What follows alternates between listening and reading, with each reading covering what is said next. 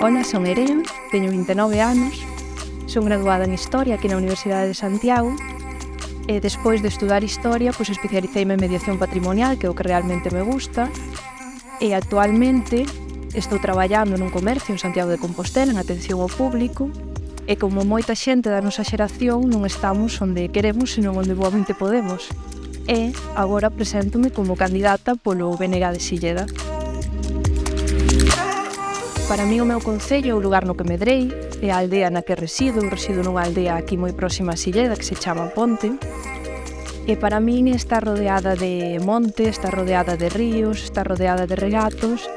e tamén poder compartir tempo pois coa miña familia e cos meus amigos neste punto. Teño unha anécdota, que eu teño unha amiga ca que medrei, ca que crecín desde pequena na miña aldea, entón sempre que nos felicitamos, sobre todo polos cumpleaños, a pesar de medrar xuntas, pois os nosos estudos, os traballos, pois moitas veces nos levaron para sitios moi dispersos. Entonces sempre acabamos dicindo que por moi lonxe que estamos, pois sempre temos a donde volver. Ese sitio, pois é Silleda. O que máis me identifica con Silleda serían as súas paisaxes e a historia que gardan detrás. E xa non diría tanto, pois, a historia que podemos ver representada en monumentos como o Mosteiro de Carboeiro, que é algo moi identificativo deste concello, senón aqueles elementos patrimoniais que temos, como poden ser muiños ou poden ser centrais hidroeléctricas, porque forman parte da vida cotiá de moitas persoas que ainda están vivas e que son unha mostra do avance de fai uns anos que Silleda tivo de cara á construción do futuro que ahora mismo temos e de cara ao futuro que nos espera dentro deste concello, porque nós aquí en Silleda reconocemos moi ben as cataratas do Toxa, reconocemos o río Toxa, reconocemos o río Deza pola súa natureza,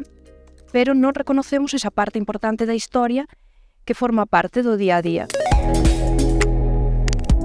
A Silleda ideal sería unha Silleda con vida, unha Silleda no que as rúas estuvesen cheas de xente, no que o rural non quedase desatendido, no que seguirá vendo xente, que tuveran os servicios no rural, a través de fibra, a través de saneamento, a través de auga, abastecemento de auga.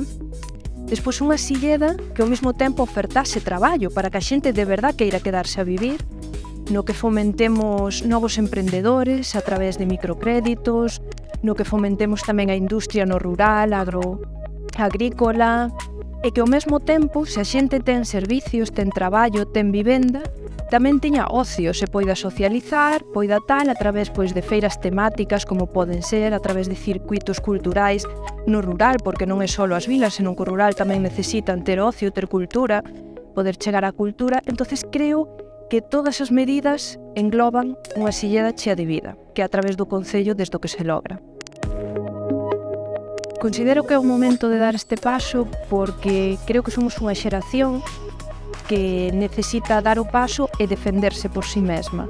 Non estar á sombra doutros, que outras xeracións pois marquen o noso futuro, senón que nós temos que coller as rendas se de verdade queremos un cambio.